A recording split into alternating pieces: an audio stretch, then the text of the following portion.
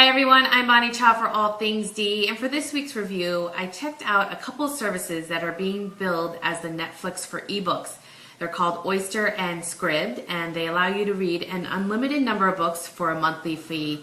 And I have to say that after using it for a few days, I do think for avid readers, they're definitely worth a try.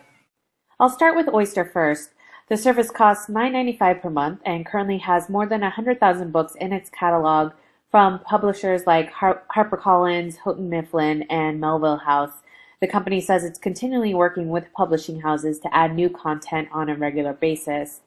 The one downside of the app, though, is that it's only available for Apple devices running iOS 7, which leaves out Android and Windows users, but an Android version is in the works for next year.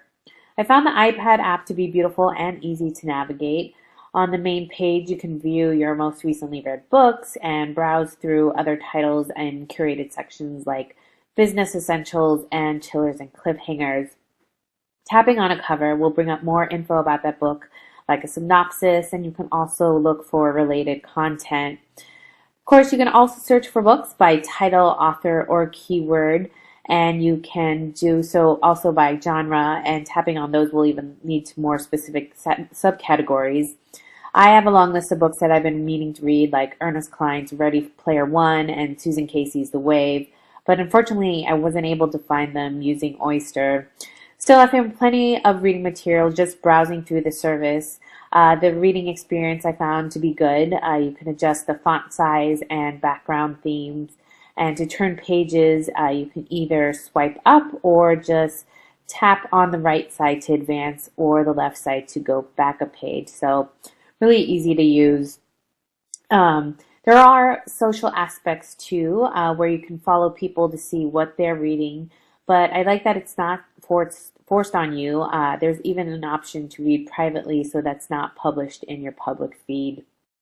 Scribd has a lot of the same features as Oyster, but it costs $8.99 a month and offers an iOS and Android app.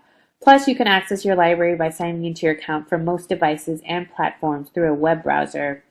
Scribd also has more than 100,000 titles in its library from publishers like HarperCollins, Workman, and Rosetta Books. On their front page, you get a mix of recommendations based on titles that you looked at and curated lists. I do have to say that the topics were a bit more interesting and specific than Oyster's. There was one for Halloween, and I even found one dedicated to books all about cheese. But on the flip side, I also thought it made it a bit overwhelming. You can search for books manually or by topic, and I was a little more successful in finding books on my wish list with Scribd, like The Happiness Project by Gretchen Kraft-Rubin, and I discovered plenty more just through browsing the service.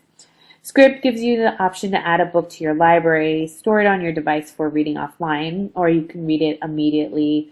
And like Oyster, you can adjust the font size and even the type and background color, and you can share books via email and social networks too.